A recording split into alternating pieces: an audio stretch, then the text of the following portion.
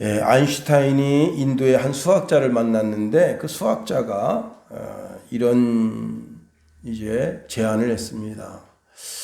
당신은 돈도 많고 똑똑한 천재니까 내가 문제를 내서 못 맞추면 내가 $5를 줄 테니까 당신이 내가 내는 문제를 못 맞추면 $500 주시오.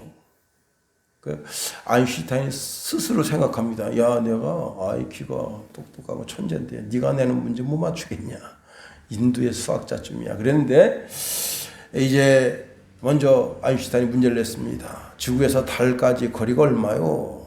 그러니까 인도 수학자가 그 자리에서 $5를 탁 줬습니다. 아인슈타인이 이제 당신이 문제를 내보시오. 예. 올라갈 땐 다리가 3개였는데 내려올 땐 다리가 4개입니다. 무엇일까요? 그러니까 아인슈타인이 $500를 줬습니다. 가만히 있으니까 아인슈타인이 너무 궁금한 거예요, 답이. 그래서 그 답이 뭡니까? 그랬더니 인도 수학자가 $5를 줬답니다. 예. 가만히 생각해 보면 내가 믿지는 장사인데, 가만히 생각해 보면 내가 손해보는 일인데, 가만히 생각하는 지혜가 없을 때가 많습니다. 오늘 본문에 보면 바울이 11절에 그러므로 생각하라 말씀합니다. 이 생각한다고 하는 것은 어떤 행동이 일어난 시점부터 주의 깊게 살펴보라는 거예요. 생각해 보라는 거예요. 과거 어떠한 장소, 상황, 환경에 관계하면서 주의 깊게 살펴보라는 거예요.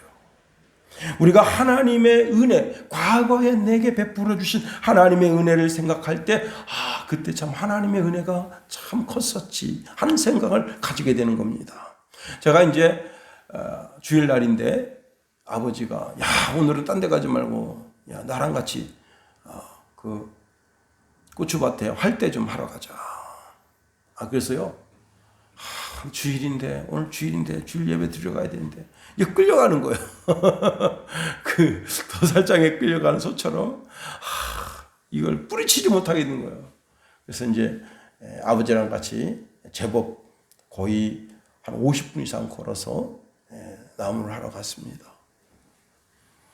아버지하고 어머니는 이쪽 산에 사는데 뭐 두 사람이서 나무 하는데 저도 거기서 나무할 필요가 없잖아요. 그래서 이쪽에 껴서 나무를 하는데 보니까 아주 정말 낭떠러지기 이런 낭떠러지기인데 나무 꼿꼿한 게 많아요.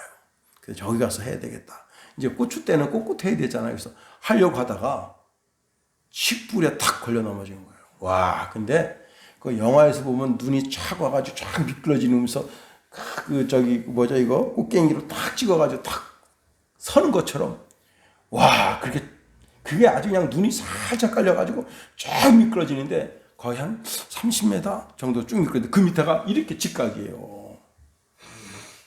그리고 여기서 낙수가 똑똑똑 떨어져가지고 이게 그 이제 고드름이 이렇게 뾰족하게 됐습니다. 순간적으로 쫙 저를 보고 왔었어. 와, 근데 발이 칡에 탁 걸렸어요. 그러면서 앞에 있는 나무를 딱 잡았어. 좀만 더 갔으면 요단강 건너가 만날이 그거 되풀한 거예요. 와, 진짜 그 자리에서 회개했습니다. 하나님, 아버지가 아무리 나무하러 가자 그래도 그걸 뿌리치고 교회 갔어야 되는데 제가 미련하게 아버지 말에 순종하고 효도한다고 따라왔다가 이 험한 꼴을 보내요. 근데 그것뿐이 아니었어요. 이번에는 이제 낫을 치는 낫 그게 빠진 거예요. 와, 그냥 샹샹샹샹 하면서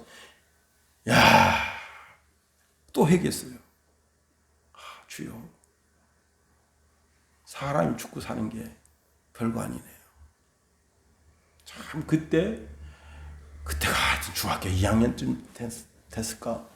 그때 생각하면 그 죽음의 계곡에서 나를 건져주셨구나 하는 생각을 하게 됩니다. 오늘 본문 11절 21절에 보면요, 시간적 개념을 나타내는 단어가 세 단어가 있어요. 11절에 보면요, 그때에 라는 단어와 12절에 그때에, 이건 과거적인 시간이죠. 그 다음에 12절에 보면 13절에 보면 이제는 이라는 단어가 있어요. 현재적 상태를 나타내는 거예요. 내가 지금 예수 믿고 지금까지 이런 현재 상태를 한번 생각해 보라는 거예요. 그 다음에 오늘 본문 19절에 보면 그러므로 이제부터는 이라는 단어가 있습니다. 이제부터는 뭐예요? 미래 시제. 내 신앙생활이 과거에 내가 어떻었고 현재 지금 어떠하며 미래적으로 어떻게 내 신앙이 발전해 나갈 것인가, 그걸 깊게 생각해 보라는 겁니다. 여러분의 신앙이 앞으로 어떻게 멋지게 펼쳐질까를 한번 생각해 보라는 거예요. 사실 과거에 나는 참 비참한 존재였어요. 11절에 보니까 그러므로 생각하라. 너희는 그때의 육체로는 이방인이요 손으로 육체에 행한 할례를 받은 무리라 칭하는 자들로부터 할례를 받지 못한 무리라 칭함을 받은 자들이다 그랬습니다. 과거에 보니까 혈통이 비참해요. 혈통이. 왜? 이방인이야. 또 무할례당이에요. 할례를 받지 못한 사람들이. 이 유대인들이 이방인을 아주 경멸하는 단어가 바로 이방인이라는 단어고, 그 다음에 할례받지 못한 자들이라는 단어예요. 제가 이제 군대에 있을 때 그 22사 거기 7초수에, 지금은 이제 전부 뭐 GOP 이런 데도 다 상수도가 들어가지만 옛날에는 그게 아니에요. 공교롭게 물이 다 마르면 휴전선에 우물이 딱 하나 있어요. 북한에서도 와서 쌀을 싣고 남한에서도 와서 쌀을 씻어요. 그런데 여러분, 남한 사람들이 욕이 얼마나 많이 발달되어 있습니까? 언어가, 어휘력이 대단하잖아요. 네 할머니의 뭐 할아버지의 사돈의 팔돈의 막 욕을 하잖아요. 근데 그런 욕은 북한에 안 통합니다. 그리고 북한의 욕이 뭐냐? 동무는 반동이야. 그거 한마디면 막 죽으려고 그래요. 응? 동무는 반동이야. 그게 북한에게 최악의 욕이에요. 왜? 반동은 죽어야 되거든. 네? 그런 것처럼 유대인들이 이방인을 바라볼 때, 저거 이방인이구나, 저 할례 받지 못한 놈이구나, 이게 정말 가슴 속에 그 심령에 비수를 꽂는 것 같은 그런 단어입니다. 갈라디아서 2장 15절에 보면요, 바울이 이런 말을 합니다. 우리는 본래 유대인이요 이방 죄인이 아니로되. 이방인은 아예 죄인 취급해버리는 거예요. 되게 기분 나쁘더라고. 이 성경 구절 읽으면서 사도 바울도 싸가지 없는 놈이구나. 예수 안 믿는 이방인이라서 이방 죄인이라고 성경에 쓰다니.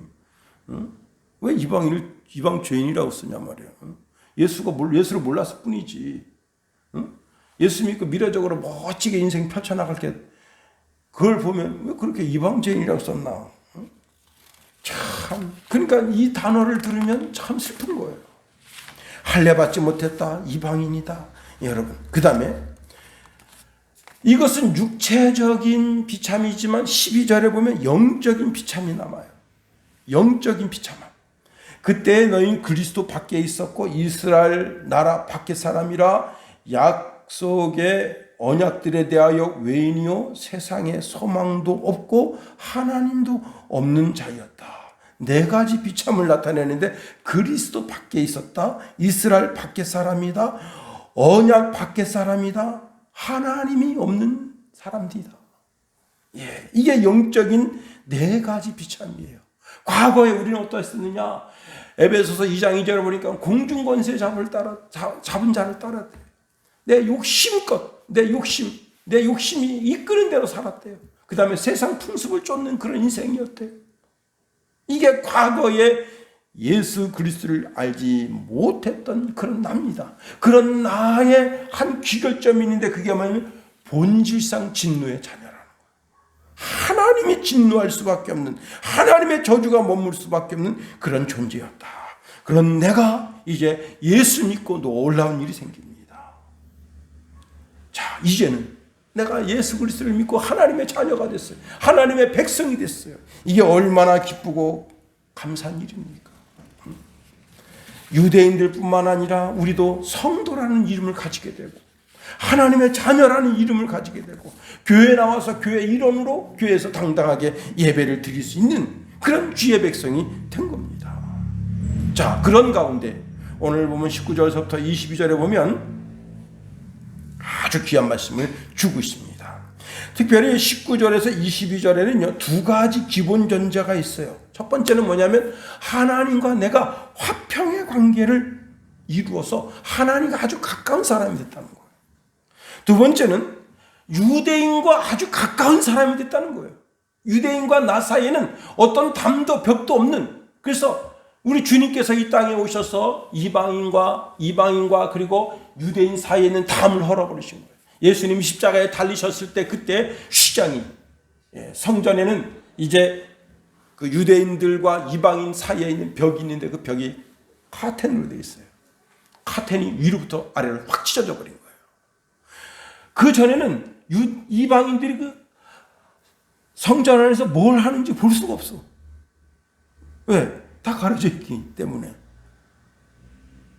그리고 그 이방인들에 딱 있으면 유대인들이 지나가면서 다 그 냉소적인 시각 있잖아요. 그 시각으로 무슨 버러지처럼 이렇게 딱 본단 말이에요. 그 시각이 느껴질 때 되게 기분 나쁘지. 내가 그래도 여호와 하나님을 내가 알아서 이렇게 예배하러 왔는데 이 새끼들이 다 냉소적인 시각으로 싹 보면서 가면서 하고 썩소를 싹 날리면 그 기분 나쁘잖아요. 그런데 그 카텐이 확 찢어져 버린 거예요. 그리고는 그 안에 있는 성전에서 뭘 하는지 다 들여다보게 된 거야. 다시 말하면 이게 영적인 깊은 뜻이 의미가 있는데 하나님의 거룩이 이제 이방인들에게 쏟아져 들어오게 된 거예요. 자, 그래서 19절에 보니까 이렇게 말씀합니다. 19절 다 같이 한번 읽어봅니다. 시작. 그러므로 이제부터 너희는 외인도 아니요 나그네도 아니요 오직 성도들과 동일한 시민이요 하나님의 권속이라. 그렇습니다. 자, 우리는 외인도 아니고 손도 아니라 말씀하고 있네요. 여러분, 중국인이 또 베트남 사람이 필리핀 사람이 우리나라에 와서 우리나라 이제 노총각들하고 결혼하게 됩니다. 그래서 우리나라 국민이 되는 길이 열려요. 또 이런 다른 나라 사람이 우리나라 사람이 되려면 입양을 하면 우리나라 사람이 돼요. 근데 우리나라는 아직도 유아를 세계로 수출하는 나라입니다. 어쨌거나 시집 오든지 아니면 입양하든지 그러면 한국 사람이 돼서 한국에서 넉넉하게 살 수 있어요. 그런데 외국인들이 우리나라에서 와서 살면 얼마나 심한 차별을 받는지 알 수가 없습니다. 한국에 와 있는 그 외국인 자녀들이요, 90%가 초등교육도 못 받고 있습니다. 한국 정부에서 받아주질 않아요. 그러니까 이제 엄마 아빠가 우리나라에 일하러 왔어요. 와가지고 이제 일하다가 이제 애가 생겼어요. 그러면 이 애를 정상적으로 이렇게 보건소에 가서 또 무슨 비타민도 주고 그 다음에 애가 좀 이상이 있나 어떤 검진 같은 거 이런 그런 거 일체 못 받게 돼요. 이방인의 서름이에요, 그게. 제 아는 어떤 분도 자기 사업장에 있는 분인데 그분을 병원에 데려갈 때 다른 사람 이름으로 이렇게 데리고 가요. 왜? 진찰은 받아야 되니까. 참 많이 개선됐다고 하지만 아직도 참 서글픈 게 현실입니다. 최근에 필리핀 사람들이 한 노래방에서 집단 마약했다는 소리를 듣게 됩니다. 화딱지 나죠. 저런 것도 그냥 다 추방해야지. 저런 싸가지 없는 놈들 우리나라에 와서 마약을 하고 있어. 국가 정부는 뭐 하는 거야? 아니, 양구에 가서 일하게 해주세요. 대여말 돈 언제 와서 돈 좀 조금 벌었다고 노래방에서 모여서 집단적으로 마약을 투여를 해? 이런 싸가지 없는 것들 다 추방하라. 그게 왜요? 이방인이니까. 응? 한국 사람 어떤 유명한 연예인이 마약했답니다. 오직 힘들었으면 마약했을까? 예? 지금 동정심이 가잖아요. 왜? 얼마나 일이 힘들었으면. 근데 1,000번을 했다. 좀 너무 많이 했구나. 왜? 한국 사람이니까 일단 감싸는 거예요. 응?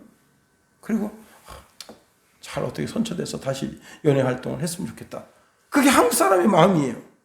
이방인들, 여러분, 아주 차가운 시선으로 우리가 그들을 바라보게 되는 겁니다.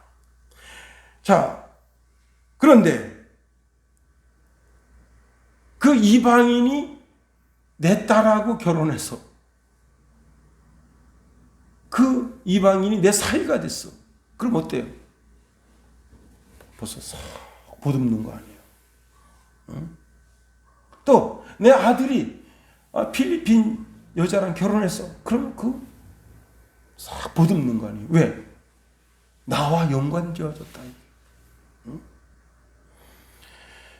모든 나라들이 외국인을 차별하는 것이 관례처럼 보여요.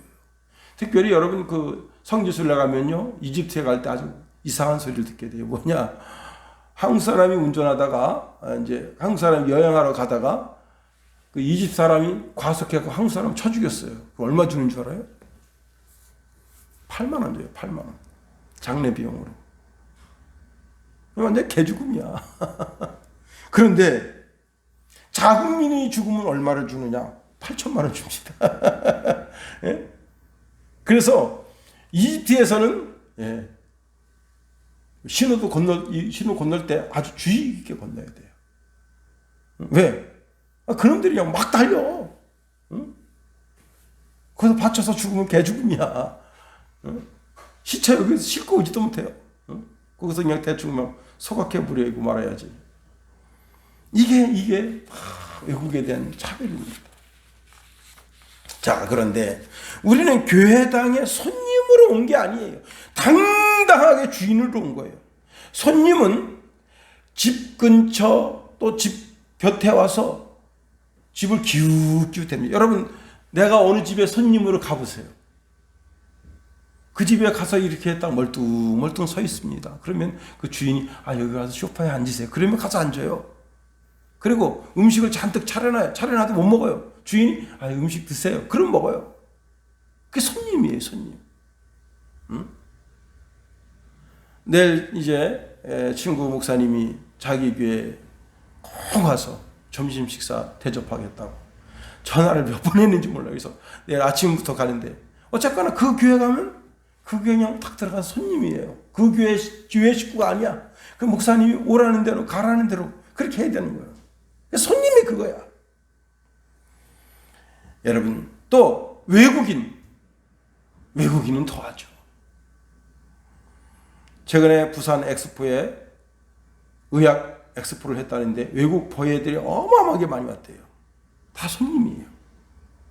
자, 우리가 그들에게 활짝 웃으면서 그냥 진짜 립서비스를 잘하죠. 최고의 통역사를 데려다 놓고 이집트, 사우디아라비아, 요르단, 또 독일, 프랑스, 영국, 다 그냥 이런 선진국, 그 다음에 약간 덜 선진국 이렇게 와가지고 아가씨들이 그냥 한복 쫙 입고 활짝 웃으면서 영어로 그냥 샬라샬라샬라. 그 뭐예요? 물건사가 이것더라. 우리나라에 와서 물건사가 이 싸가지 없는 것들아. 빨리 보톡스가 얼마나 좋아. 빨리 보톡스 사가. 그거예요. 손님은 그거야. 그 사람들이 다 어디 묵습니까? 다 호텔에 묵는 거예요. 여러분, 요르단의 인구가 약 600만 정도 된대요. 그런데 여러분, 그 중에 팔레스타인 사람들이 400만이 살아요. 요르단에. 그러니까 걸치는 게 다 팔레스타인 사람이야. 어떤 취급받겠어요? 오늘 본문에 이렇게 말씀하고 있습니다. 그러므로 이제부터 너희는 외인도 아니요 나그네도 아니다. 빌립보서 3장 20절에 보니까 오직 우리의 시민권은 하늘에 있는지라 말씀했습니다. 우리는 성전에 손님으로 온 것도 아니고 외국인으로 온 것도 아니에요. 당당한 하나님의 자녀로 하나님의 집에 온 거예요. 그래서 하나님을 당당하게 아빠 아버지라 부르는 거예요. 여러분, 하나님의 자녀의 권세가 능력이 여러분 속에 나타나게 되기를 예수님의 이름으로 축원해 드립니다. 두 번째는요, 동일한 성도와 동일한 시민이라고 말씀하고 있네요. 19절 중반절 말씀해 보니까 오직 성도들과 동일한 시민이요 그랬습니다. 자, 이 구절을 보니까 우리에게는 두 개의 의식이 필요합니다. 성도라는 의식과 그 다음에 시민이라는 의식이 필요합니다. 성도라고 하는 것은 모든 하나님의 백성을 총칭하는 말로서 예수 그리스도를 믿는 모든 사람을 가리켜 성도라 한다. 성도라고 하는 것은 기본적인 두 가지 뜻이 있는데, 하나님의 사랑을 입은 자라는 뜻과 하나님께로부터 부르심을 입었다는 뜻이 있어요. 이 세상에는 모든 성도들은 다 두 가지, 하나님의 사랑을 입고 있고 하나님의 부르심을 입은 자다. 로마서 1장 7절에 보니까 로마에 있어 하나님의 사랑을 입고 성도라 부르심을 입은 자들에게 하나님 우리 아버지와 주 예수 그리스도를 쫓아 은혜와 평강이 있기를 원하노라 말씀했습니다. 자, 성도는 뭐라고요? 기본적으로 하나님의 사랑을 풍성하게 받고 있고 그 다음에 하나님의 부르심을 입는 자다. 여러분, 집에서 기르는 개도요, 사랑을 입은 개와 사랑받지 못한 개는 틀려요. 특히 우리 시골집에 가면 흰둥이가 있는데 우리 김관우 집사가 딱 그럼 이래요. 그게 뭐예요? 하도 의도 터져가지고 딱 손만 들고 제가 이렇게 손 들면 좋아해요. 왜? 쓰다듬어 줄 줄 알고. 사랑받는 것과 미움받는 건 틀려요. 예? 어렸을 때부터 얼마나 당했으면 흰둥이가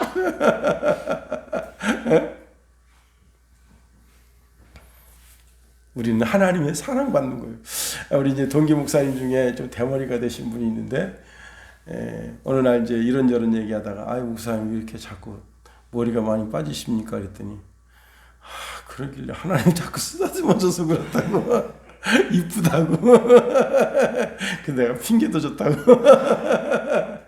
그럼 나는 하나님 안 사랑해서 머리가 안 빠지냐고 내가 농담으로 얘기했는데, 여러분, 모든 하나님의 백성은 하나님의 사랑을 입고 있어요.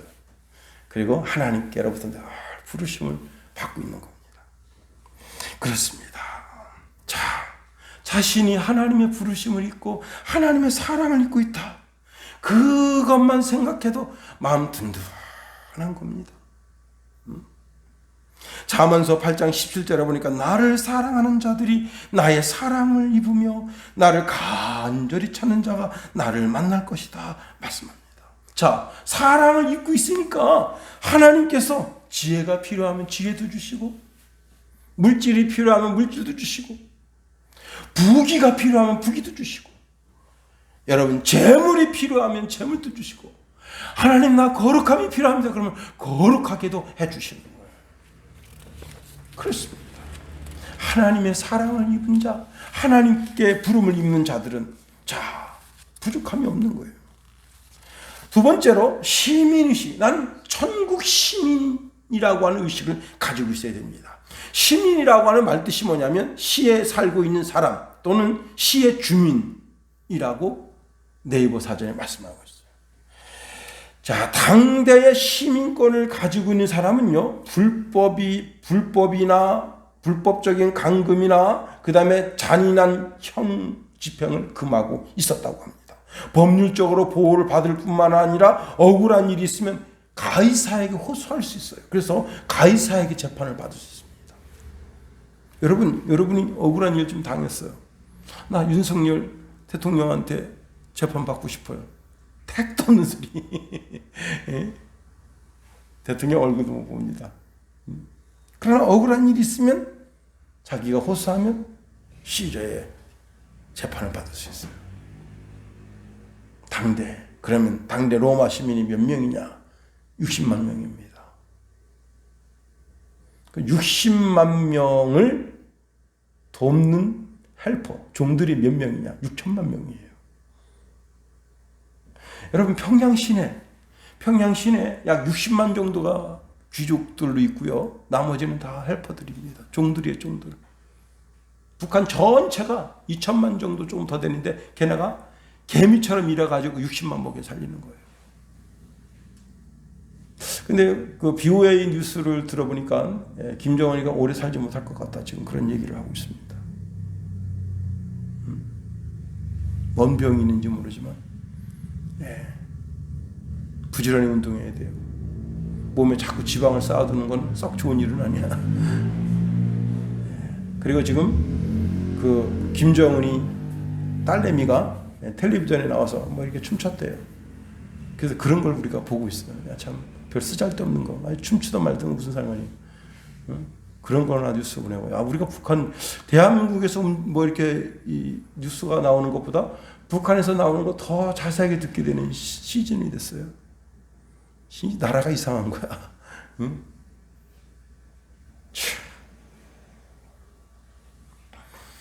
여러분, 우리가 하나님 나라의 시민인 것을 알아야 돼요.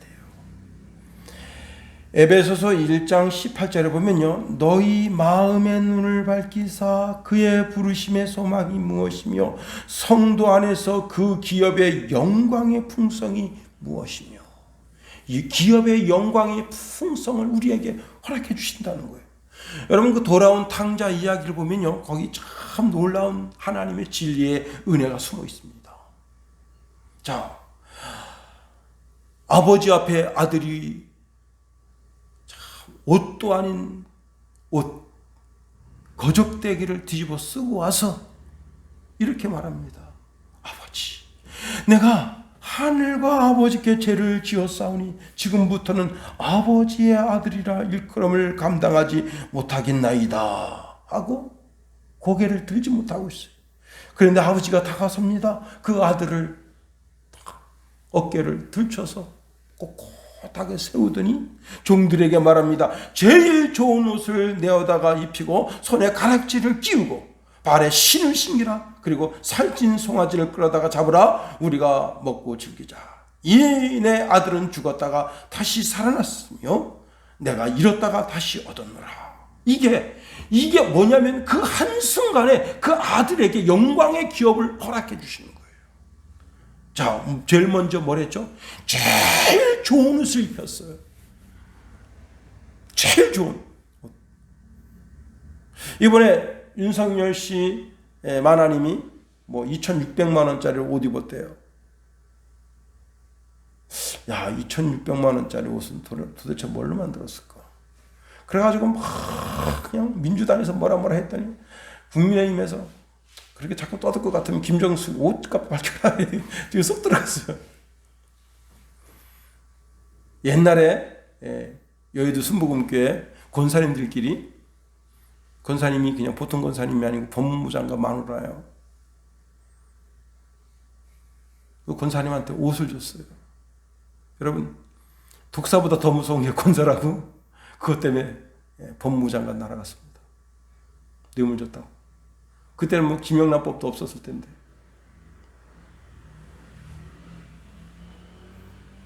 그까지 옷 뭐라고? 그 선물 받아서 입고 다녔다가 저거 내가 사준 옷인데 이 한마디에 그냥 법무부 장관 날아간 거예요. 여러분, 세상에 어떤 옷을 입으면 최고의 옷이라 여겨지겠습니까? 김용호 목사 양복을 입으면서 야, 참 양복 멋지다. 제가 오늘 입으면서도 참 양복 참 멋지다. 멋져요, 안 멋져요? 멋지죠?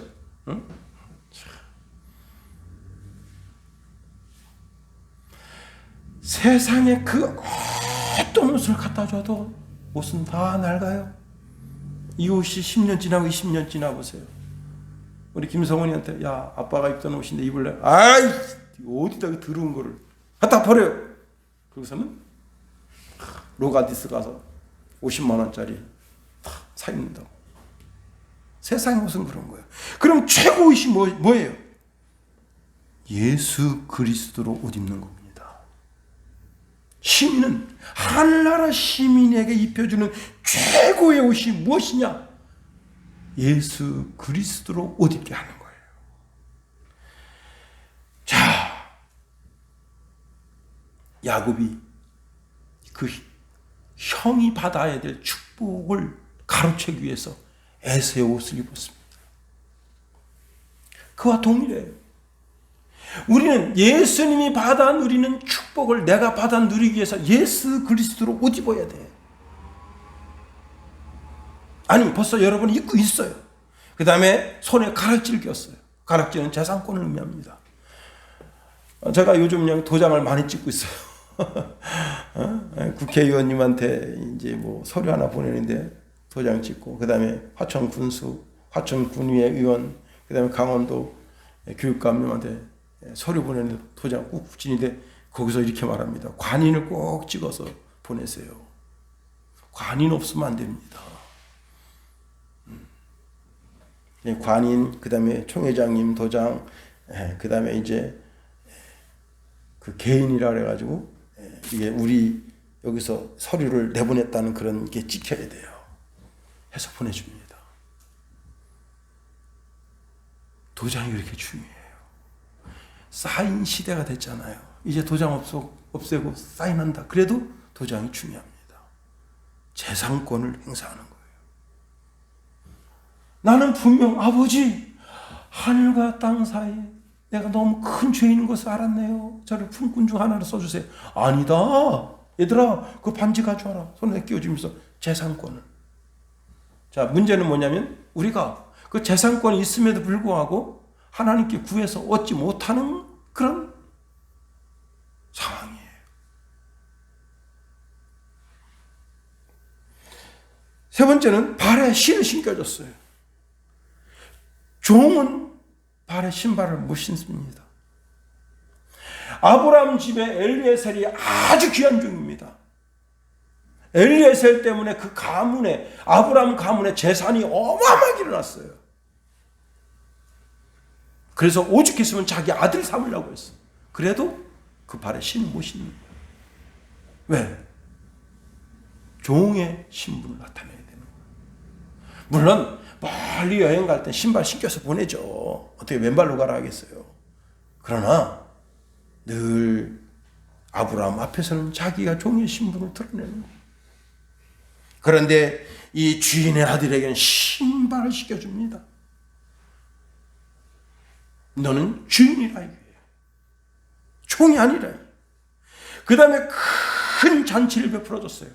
여러분, 잔치 중에 최고 좋은 잔치가 뭐예요? 우리 이제 최 장로님이 소를 기르고 있어서 내가 가끔 이제 농담식으로 이렇게 말합니다.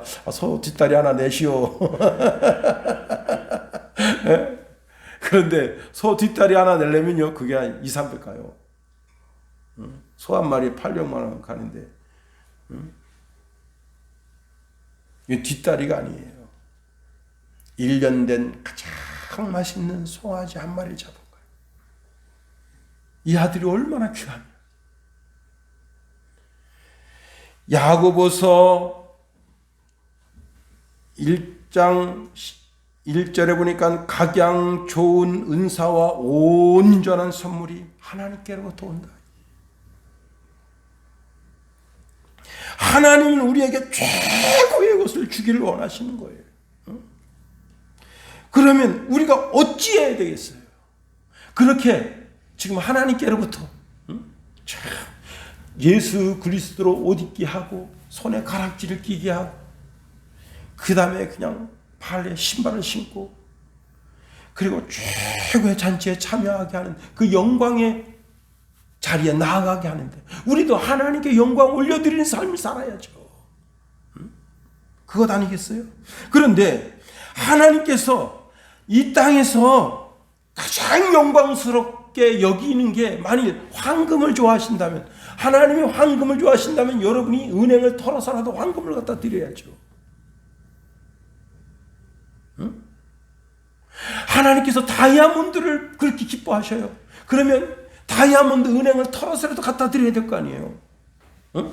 그런데 하나님이 뭘 좋아하시느냐? 예배를 좋아하신다. 예배 드리는 것을 최고의 영광으로 여기신다는 거예요. 그래서 여러분이 하나님께 영광 올려드리는 삶을 살기 위해서 어떻게 해야 되느냐? 예배를 잘 멋지게 드려야 돼요. 멋깔나게. 찬송 한 절 한 소절 한 소절 부르는 것도 최고 정성을 다해서. 이게 찬송하는 게 나 기쁘라고 하는 게 아니잖아요. 하나님 기뻐하시라.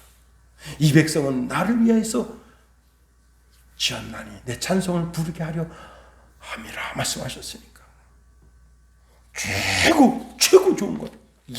예배하는 삶. 그런데 잘 들으세요. 예배하는 삶이 교회에 와서 예배하는 것만이 예배가 아니라는 거예요. 하나님이 진정 기뻐하시는 것은 내가 세상 살아나갈 때 사람과 사람을 대합니다. 사람과 사람을 대할 때는 거짓이 난무할 수가 있고요. 상대방을 기만해서 속여서 그래 취해야 될 때도 있는 거예요. 그런데 그 사람을 대할 때 이 사람을 하나님 대하는 것처럼 대하면서 그 사람에게 하나님께 예배드리는 삶을 사는 것을 원하십니다. 정직과 성실로. 그래서 세상 속에 향기가 되고 세상 속에 소금의 직분을 감당하고 세상 속에 빛을 감당하는 것.